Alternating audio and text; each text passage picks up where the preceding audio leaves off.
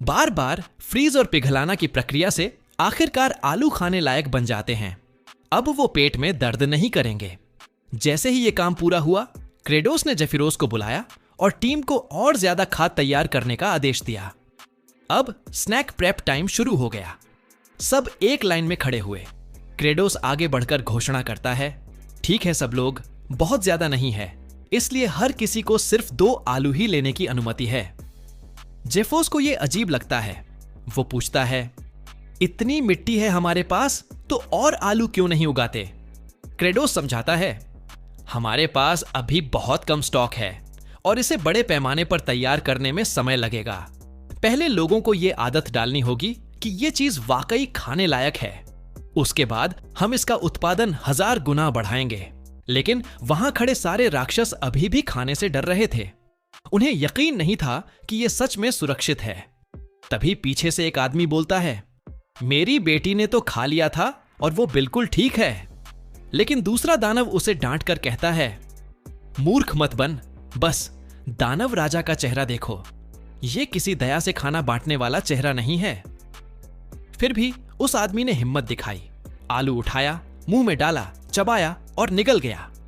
और फिर रोते रोते चिल्ला उठा, दानव राजा की जय हो। जैसे ही पहले आदमी ने खाया और मरा नहीं, बाकी सबने भी खाना शुरू कर दिया। उनके मन में बस यही था, उसने सच में हमें कुछ खाने को दिया है। और फिर सबने हाथ उठाकर चिल्लाना शुरू किया, क्रेडोस महान है। यह देखकर क्रेडोस धीरे से बड़बड़ाया कि इस तरह की चीयरिंग कुछ अजीब लग रही है, इसे जल्द ही बदलना पड़ेगा। साइड में खड़ा जेफिरोस सोच रहा था, शायद ये पागल सच में इस भूमि की भूखमरी खत्म कर सकता है। अब इतने सारे पेट भर गए थे तो क्रेडोस को 51 हैप्पी पॉइंट्स मिले। अब वो लेवल अप कर सकता था। वो अपने गुण, एट्रीब्यूट्स देखता है और सोचता है कि अभी कौन सा अपग्रेड उसके लिए सबसे ज्यादा फायदेमंद होगा। तभी जेफिरोस फार्म वाली टीम को बुलाकर आदेश देता है कि गांव लौट जाओ और ये खबर फैलाओ, इस भूमि पर असली खाने की चीज उगाई जा सकती है। जो भी राक्षस मदद करेगा उसे आलू का वाउचर मिलेगा। क्रेडोस को सच में लगा कि यह छोटा सा चालाक आदमी जेफिरोस वाकई काम का साबित हो रहा है। अब सब लोग मिलकर काम करने लगे। कोई आलू काट रहा था और बो रहा था, सर्जी खाद काटकर फैला रहा था, हार्डटॉक मिट्टी गीली कर रहा था और बेचारा एशराट अब भी जमीन से बंधा पड़ा था। क्रेडोस ने कहा, उसे 10 कदम बाएं करो, वही जगह सही है। उन्होंने उसे फिर से जमीन पर गाड़ दिया और उस पर एक और बिजली का झटका मारा। क्रेडोस ने आह भरी, यह काम रोज करना पड़ता है ताकि पर्याप्त नाइट्रोजन बन सके, सच में मुश्किल है। अब उनके पास अच्छा खासा संसाधन जमा हो गया था तो अगला कदम उठाने का समय आ गया। लेकिन दिक्कत यह थी कि इतने संसाधनों के बावजूद भी सब कुछ कवर करना आसान नहीं था। वो अगली योजना पर सोच ही रहा था कि एशराट जमीन पर पड़ा बड़ा रहा था और बस मौत की भीख मांग रहा था। मुझे मार दो, कृपया मुझे मार डालो।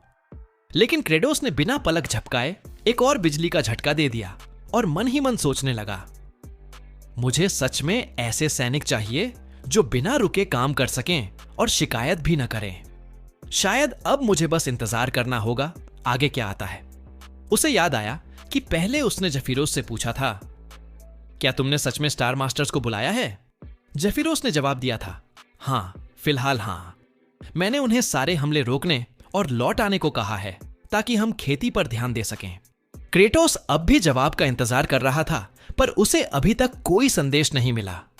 वो सोचने लगता है, कहीं वो कमीने संदेशवाहक रास्ते में भूख से मर तो नहीं गए। असल में उसे सच में मदद की जरूरत थी। अकेले पूरे खेत में खाद, मन्योर फैलाना बहुत मुश्किल हो रहा था। सीन बदलता है डेथ क्लिफ की तरफ, जो उस इलाके का पहला जोन था।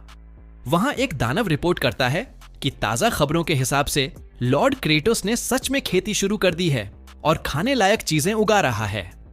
मूंछों वाला दानव हंसते हुए कहता है कि क्रेटोस ये सब डर के मारे कर रहा है, क्योंकि जब भी कोई दानव मरता है, सुवेल, जो मरे हुए का पिता है, और ताकतवर हो जाता है।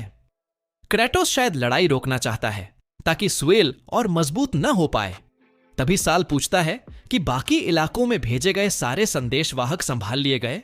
दानव पुष्टि करता है, हां, अब किसी और को यह पता नहीं है कि क्रेटोस जंग रोकना चाहता है। सू मुस्कुराकर कहता है, बहुत अच्छा, हर दानव को भूखा रहना ही पड़ेगा, तभी वो सब मेरी शक्ति के ईंधन बनेंगे। जब ताकत इकट्ठा हो जाएगी मैं असली डीमन लॉर्ड बन जाऊंगा। फिर वो फिकामिर को बुलाता है और आदेश देता है कि क्रेटोस ने जो भी बनाया है, खासकर खेती से जुड़ी चीजें, सब तबाह कर दो। फ्रीजिंग रातों में बेचारा एशेरेट अब भी क्रॉस पर बंधा हुआ था। तभी फिकामिर वहां से गुजरता है और सोचता है, हे भगवान, ये क्रेटोस कितना बेरहम है। इसने तो अजुरेट को सचमुच लाश बना दिया, बस एक मिसाल पेश करने के लिए। फिर भी वो उसे दिलासा देता है, चिंता मत करो अजुरेट, सर्वथॉल तुम्हारा बदला जरूर लेगा। इसके बाद वो ढेर सारे आत्माओं, स्पिरिट्स को बुलाता है और उन्हें आदेश देता है कि इस जमीन को तबाह कर दो ताकि कभी खेती ना हो सके। आत्माएं तेजी से भागती है और एक बड़े ढेर पर पहुंचती हैं जो ढका हुआ था। उनमें से एक कहती है, अरे ये तो वही मशहूर खाद मन्योर है जिसे लॉर्ड क्रेटोस इतनी सावधानी से बचा रहा था। फिकामिर मुस्कुराता है, बिल्कुल सही, इसे हर जगह फैला दो और क्रेटोस की सारी योजना बर्बाद कर दो। एजुरेट अपनी आंखों के कोने से यह सब देख रहा था। उसे क्रेटोस की कही बात याद आती है कि खाद को मिट्टी में अच्छे से मिलाना जरूरी है और उसे पूरी तरह तोड़ना होगा। समस्या यह थी कि उनके पास काम करने के लिए मजबूत दानव नहीं थे, सब बहुत दुबले पतले थे, इसलिए यह बहुत ज्यादा काम था।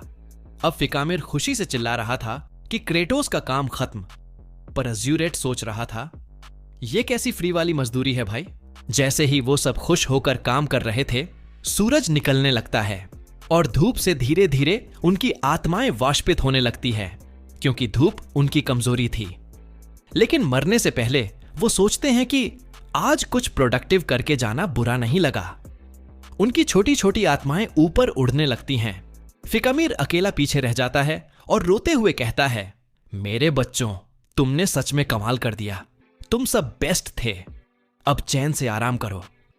अब वो बस क्रेटोस का चेहरा देखना चाहता था जब उसे ये सब पता चलेगा। उधर पास के गोदाम में सारे आलू, पोटैटोज रखे हुए थे जो उन्होंने इकट्ठे किए थे। अब समस्या थी उन्हें तैयार करना। क्रेटोस समझाता है कि ये आलू अभी डॉर्मेंट स्टेट में हैं, मतलब अगर अभी बो भी दो तो ये उगेंगे नहीं। उसने कहा, ये एक सोया हुआ आलू है और तुमने इसे बाल पकड़कर जबरदस्ती बाहर खींच लिया। उसी समय आलू शॉक से बेहोश हो गया। उसे पता है कि यह डॉर्मेंट स्टेट जल्दी खत्म होगी अगर वो आलूओं को करीब 4 DG तापमान पर 2-3 हफ्ते तक रखे और फिर बाद में किसी गर्म जगह पर ले जाए। समस्या यह थी कि वो सर्टी पर मदद के लिए भरोसा कर रहा था, लेकिन सर्टी तो हाल ही में बिल्कुल गंदी गंदी चीजें देखकर घबरा गई थी और अब साफ लग रहा था कि वो काम करना ही नहीं चाहती। और हार्ट भी उसे देखकर उतनी खुश नहीं लग रही थी। अब हालात ये थे कि क्रेटोस कोशिश कर रहा था कि वो दोनों को नाराज न करे। उसे डर था कि कहीं वो दोनों उसके खिलाफ ना हो जाए, क्योंकि उनके चेहरों पर साफ लग रहा था कि बस एक कदम और वो उसका साथ छोड़ देंगे। उसने तापमान बढ़ाने के लिए एक तरीका निकाला, सबको स्क्वाट्स करवाए, लेकिन बेचारे डेमन के पास पहले ही बिल्कुल भी ताकत नहीं थी। 2-3 बार उठने बैठने के बाद ही सब बेहाल होकर बेहोश हो गए। काफी सोच विचार करने के बाद उसने जेफेरोस की तरफ देखा और कहा, चलो हमें फॉर्म्स की तरफ जाना होगा।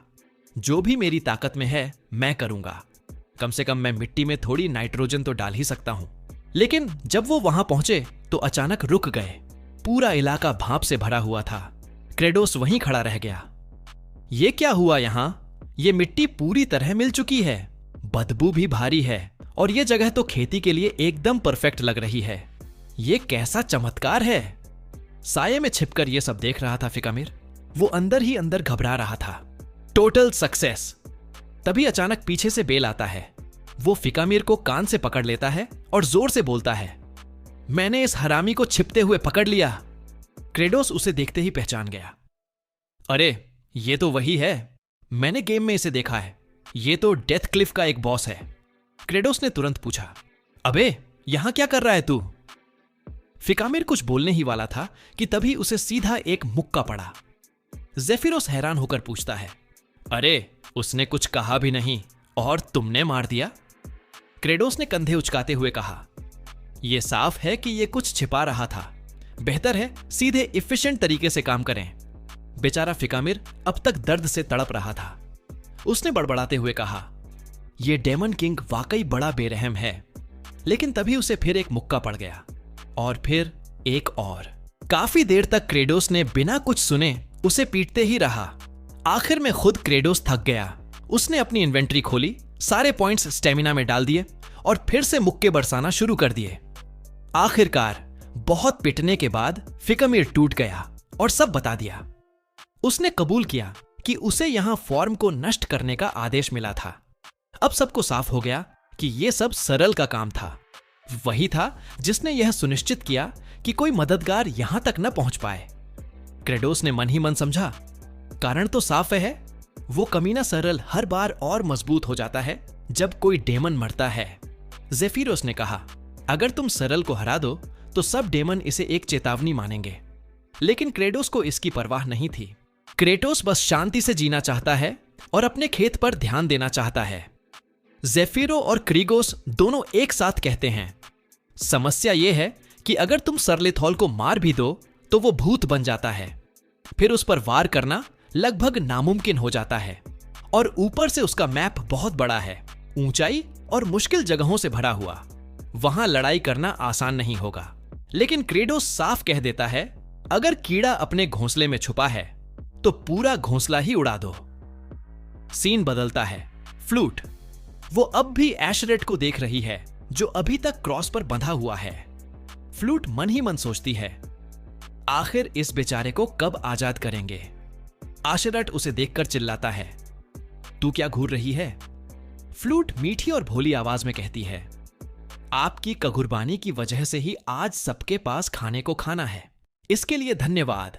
लेकिन एशरेट गुस्से में दहाड़ उठता है, महान एशरेट का अपमान करना बंद कर। जब मैं आजाद हो जाऊंगा तो सबसे पहले तुझे ही मारूंगा। वो अंदर से आग बबूला है और सोच रहा है, जैसे ही मैं छूटूंगा उस घटिया क्रेटोस को भी चीर डालूंगा। तभी उसे क्रेटोस की आवाज सुनाई देती है। पास ही कोई म्यूजिक बजा रहा है। असल में सब जश्न मना रहे हैं। दूसरा, लकड़ी का खंभा गाड़ दिया गया है। सभी खुशी से चिल्लाते हैं, इससे हमें और भी ज्यादा खाना मिलेगा। एशरेट की आंखें फटी रह जाती हैं। क्या मैं आखिरकार आजाद हो गया? अब नहीं रहना पड़ेगा ऐसे जैसे कोई भुना हुआ चिकन। लेकिन नहीं, असल में वो और क्रेटोस दोनों एक साथ खड़े कर दिए जाते हैं और क्रेग उन दोनों को फिर से बिजली से झटका देता है। अब तक एशरेट इतना जल चुका है कि उसे बस हल्की सी झुलसन लगती है, जैसे थोड़ा और कुरकुरा हो गया हो। सरलिथॉल ये सब देखकर पागलों की तरह चिल्लाने लगता है, नहीं, ये मत करो बेचारे फिकेमीर के साथ, उसे मत सताओ। लेकिन क्रेटोस रुकता ही नहीं। फिर से बिजली का झटका। फिकेमीर चीखता है, ये बहुत दर्द देता है। लेकिन झटके रुकते नहीं। बार बार बिजली गिरती है। आखिर फिकेमीर हाथ जोड़कर विनती करता है, बस करो, रुक जाओ। तभी क्रेटोस की नजर एक काले कौए पर जाती है। वो तुरंत समझ जाता है, ये कोई साधारण कौवा नहीं, ये मैसेंजर बर्ड है। मतलब सरलिथॉल अभी सब कुछ देख रहा है। क्रेटोस मन ही मन सोचता है, मेरी फसलों को बिगाड़ने की कोशिश करने वाला ये कमीना अब बहुत बुरी तरह भुगतेगा। कुछ समय बाद तेज धूप में फ्लूट वो बहुत प्यारी लग रही है, मिट्टी में काम कर रही है। एशरेट उसे देखकर पूछता है, प्यारी बच्ची, तू क्या कर रही है? फ्लूट मुस्कुराते हुए कहती है, चारों जनरल्स ने इतनी मेहनत की तो मैंने सोचा मैं भी कुछ मदद कर लूं। एशरेट गुस्से से कहता है, पगली, फिकेमीर ने पहले ही ये जमीन तैयार कर दी है, तू बस टाइम खराब कर रही है, जाकर कोई असली काम कर।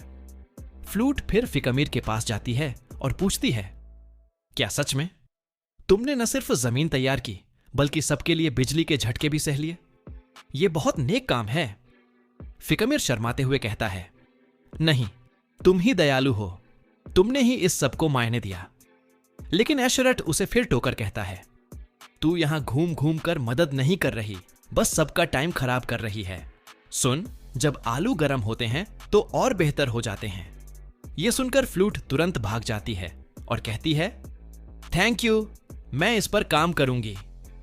एशेरेट बड़बड़ाता है, इस छोटे दर्जे की डेमन से क्या ही हो जाएगा। Scene cut.